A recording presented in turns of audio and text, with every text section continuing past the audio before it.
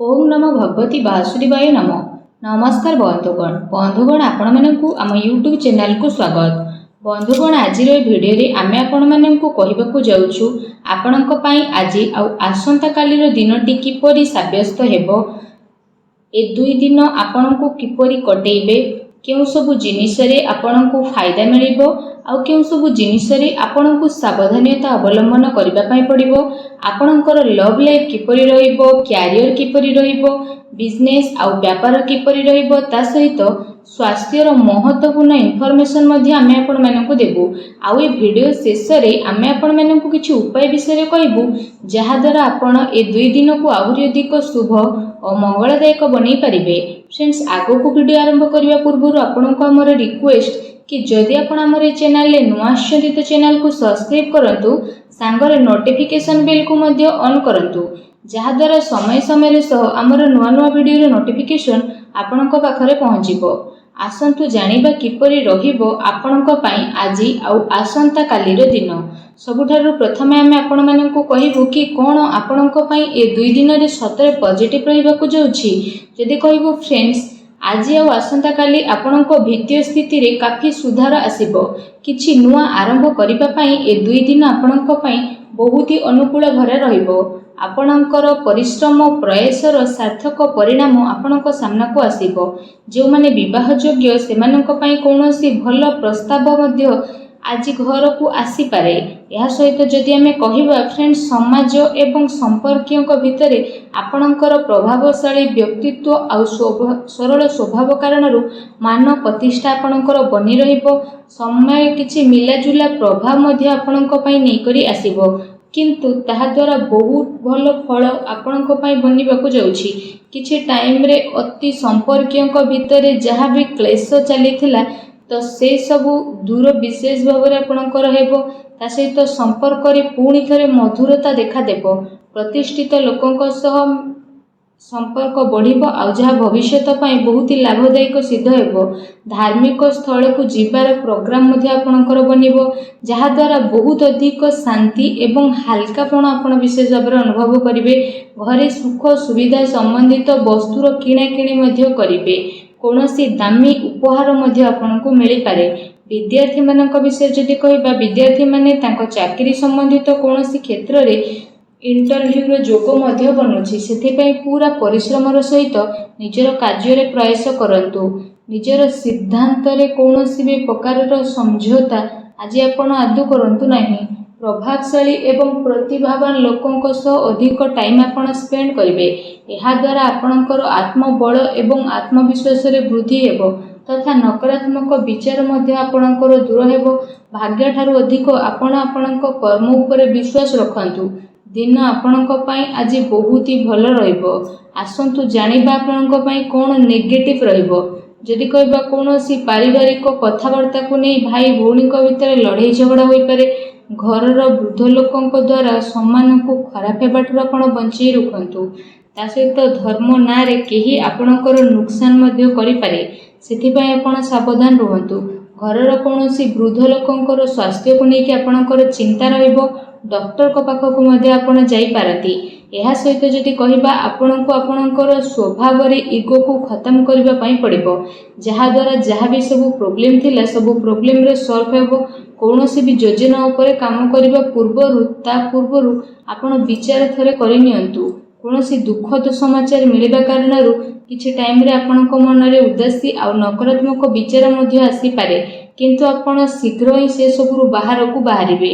विद्यार्थी वर्ग पाठ पढ़ा अपेक्षा फालतू कथाबार्ता रे ध्यान केंद्रित करिवे।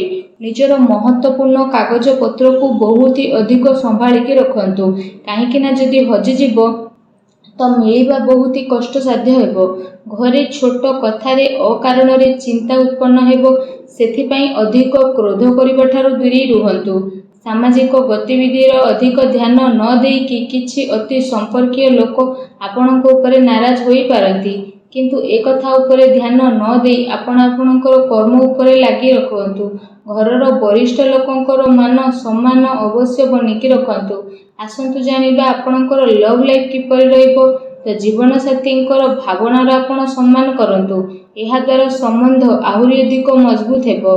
ପ୍ରେମ ସମ୍ବନ୍ଧ ଆପଣଙ୍କର ମର୍ଯ୍ୟାଦାପୂର୍ଣ୍ଣ ରହିବ। କୌଣସି ବିପରୀତପୂର୍ଣ୍ଣ ଲିଙ୍ଗୀ ଅଚାନକ ମିଳିବା କାରଣରୁ ଆପଣଙ୍କୁ ଆଶ୍ଚର୍ଯ୍ୟଜନକ ପ୍ରସନ୍ନତା ମଧ୍ୟ ଅନୁଭବ ହେବ। ଘର ପରିବାରର ବାତାବରଣ ବହୁତ ହି ସୁଖଦପୂର୍ଣ୍ଣ ରହିବ। ପତି ପତ୍ନୀଙ୍କ ଆପୋଷିକ ସହଯୋଗ ଆପଣଙ୍କ ଘରେ ସୁଖ ଶାନ୍ତି ବନେଇକି ରଖିବ। ପ୍ରେମ ସମ୍ବନ୍ଧରେ ଆଗକୁ ଆସୁଥିବା ଟାଇମରେ ବିବାହରେ ପରିଣତ ହେବାର ପୂର୍ଣ୍ଣ ରୂପରେ ଯୋଗ ବନୁଛି। ଜୀବନ ସାଥୀଙ୍କର ଆପଣଙ୍କୁ ଏବଂ ଆପଣଙ୍କ କାର୍ଯ୍ୟରେ ପୂର୍ଣ୍ଣ ରୂପରେ ସହଯୋଗ ମଧ୍ୟ ମିଳିବ ତଥା ଘରେ ମଧ୍ୟ ଆପଣଙ୍କର ସକାରାତ୍ମକ ବାତାବରଣ ବନି ରହିବ। ଏହା ସହିତ ଫ୍ରେଣ୍ଡସ୍, ନିଜର ବ୍ୟସ୍ତତାରୁ ଆପଣ କିଛି ଟାଇମ ବାହାର କରିବେ ଆଉ ଯାହାଦ୍ୱାରା ଆପଣ ଆଗକୁ ମଧ୍ୟ ବଢ଼ିବେ। ପରିବାରରେ ପିଲାଙ୍କ ପାଇଁ ଆପଣଙ୍କ ସମୟ ମଧ୍ୟ ଦେବେ, ଯାହାଦ୍ୱାରା ପରିବାରରେ ଆପଣଙ୍କର ରେସ୍ପେକ୍ଟ ଆହୁରି ଅଧିକ ବଢ଼ି ମଧ୍ୟ ଯିବ। ଆସନ୍ତୁ ଜାଣିବା 2 ଦିନରେ ଆପଣଙ୍କର ବ୍ୟବସାୟ କିପରି ରହିବ। ଯଦି କହିବା ବ୍ୟବସାୟରେ ଏବେ ବର୍ତ୍ତମାନ ପରିସ୍ଥିତିର ପ୍ରଭାବ ବନୁଅଛି। ଧନ ସମ୍ବନ୍ଧିତ ଲେଣ ଦେଣରେ ବହୁତ ଅଧିକ ଆପଣ ସାବଧାନ ହୋଇକି ରୁହନ୍ତୁ, କାରଣ ଧୋକା ହେବାର ସମ୍ଭାବନା ମଧ୍ୟ ବନୁଛି। ଚାକିରି ପେଶା ବ୍ୟକ୍ତିଙ୍କର ଅଫିସର ମାହୋଲ ବହୁତ ହିଁ ଶାନ୍ତିପୂର୍ଣ୍ଣ ବନିକି ରହିବ।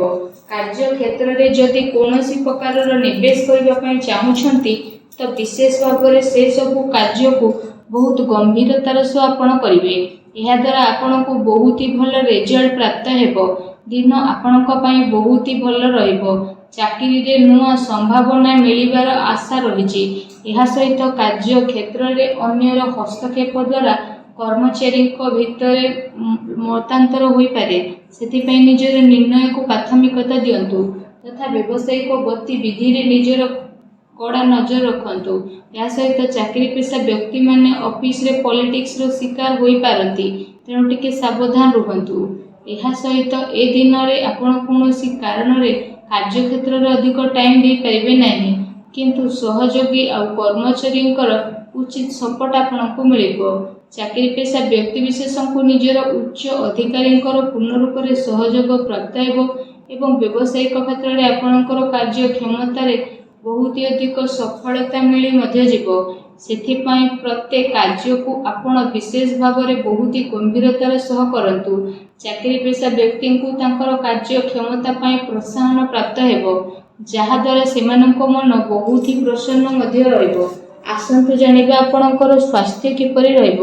ଯଦି କହିବେ 2 ଦିନରେ ଆପଣଙ୍କ ସ୍ୱାସ୍ଥ୍ୟ ବହୁତ ହି ଉତ୍ତମ ରହିବ ତଥା ଆପଣ ଊର୍ଜାରେ ଭରପୁର ରହିବେ।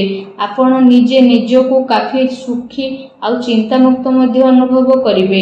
ତା ସହିତ ଏ ଦିନର ସମୟ ସ୍ୱାସ୍ଥ୍ୟ ଦୃଷ୍ଟିରୁ ବହୁତ ହି ଭଲ ସମୟ ରହିବାକୁ ଯାଉଛି। ଏହା ସହିତ ଯଦି କହିବା ନିଜର ସ୍ୱାସ୍ଥ୍ୟକୁ ଆହୁରି ଅଧିକ ଭଲ ରଖିବା ପାଇଁ ଆପଣ ପ୍ରତ୍ୟେକ ଦିନ ଯୋଗ କରନ୍ତୁ, ବ୍ୟାୟାମ କରନ୍ତୁ ଏବଂ ସୁସ୍ଥ ରୁହନ୍ତୁ। ଆସନ୍ତୁ ଜାଣିବା ଏ 2 ଦିନରେ ଆପଣଙ୍କ ପାଇଁ କ'ଣ ବିଶେଷ ଉପାୟ ରହିଛି।